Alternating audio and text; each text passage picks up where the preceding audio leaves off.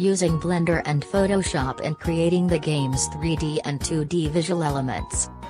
Android SDK for building the Android application.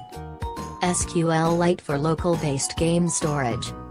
And lastly Unity for developing the game and compiling the elements or assets of the game. The application is for mobile phones running on Android OS with versions 4.1 and up. The mobile phone must have a gyroscope sensor and 2 GB of RAM or higher. To use the virtual reality feature, a VR cardboard viewer is needed. The training module focuses on the ABCD, airway, breathing, circulation, and deadly bleeding or defibrillation, and 4BS, breathing, bleeding, burns, and bones, of first aid.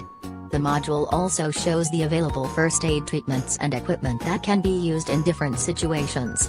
The simulation covers the Pembayang Dalubhasa and Nong Mary Law campus and contains 5 different scenarios: earthquake, bad weather, fire, violence, and accidents. The user can select the scenario. Each scenario contains victims with different levels of injury or illness severity that the user must attend with care and urgency, which can test the user's performance and decision-making.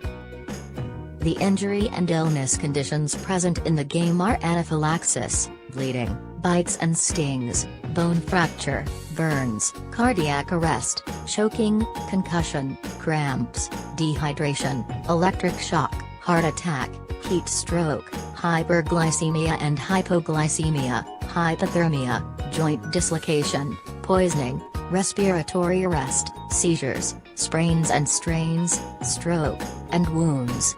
The user will be provided the actions that can help the patient or worsen its condition. The user's urgency in carrying out the necessary action or procedure is also considered, as it can affect the outcome of the game.